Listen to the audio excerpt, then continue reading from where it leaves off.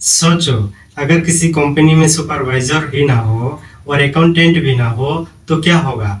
Employ अपने काम ढंग से नहीं करेंगे और हिसाब भी गड़बड़ हो जाएगा। बिल्कुल ऐसा ही इंसान की लाइफ में भी होता है।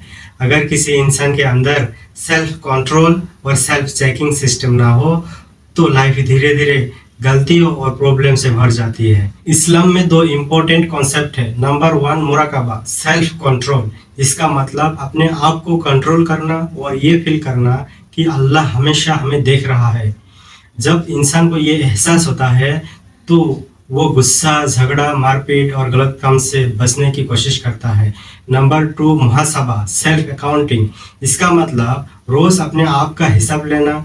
जैसे अकाउंटेंट पैसों का हिसाब करता है, वैसा ही इंसान को पूछना चाहिए, आज मैंने क्या अच्छा किया, क्या गलती की, मुझे कल क्या बेटर करना है।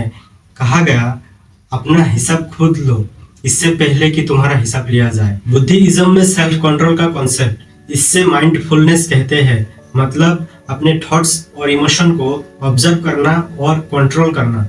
हिंदू धर्म में इससे आत्मा नियंत्रण कहा गया है।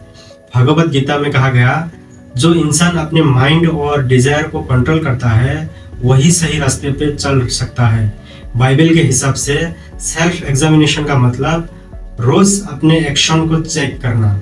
मॉडर्न साइकोलॉजी में इसको कहते हैं सेल्फ रेगुलेशन और सेल्फ मॉनिटरिंग। साइकोलॉजिस्ट कहते हैं जो लोग अपने इमोशन को ऑब्जर्व करते हैं और अपने एक्शन को रिव्यू करते हैं उनमें स्ट्रेस कम होता है और डिसीजन मेकिंग बेटर होती है।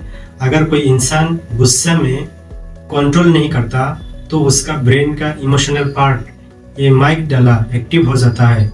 इसीलिए साइकोलॉजिस्ट कहते हैं पूछ लो और अपने इमोशन को ऑब्जर्व करो। यही है सेल्फ कंट्रोल। न्यूरोसाइंस के मुताबिक हमारा ब्रेन में एक पार्ट होती है प्री फ्रंटल कॉर्टेक्स। ये रेस्पॉन्सिबल होता है self control, planning, decision making. जब इंसान डेली रिफ्लेक्शन और मेडिटेशन करता है तो ये ब्रेन पार्ट स्ट्रांग हो जाता है। सोचो, कोई इंसान रोड पर किसी से झगड़ा कर लेता है, अगर उसके अंदर सेल्फ कंट्रोल नहीं है तो सिचुएशन मारपीट तक पहुंच सकती है।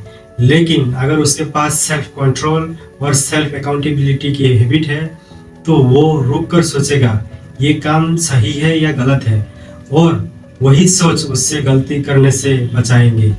इसलिए चाहे रिलीजन हो, साइकोलॉजी हो या मॉडर्न साइंस हो, सब एक ही बात कहते हैं, इंसान को चाहिए अपने इमोशन को कंट्रोल करे, अपने एक्शंस का रिव्यू करे और रोज अपने लाइफ का हिसाब ले।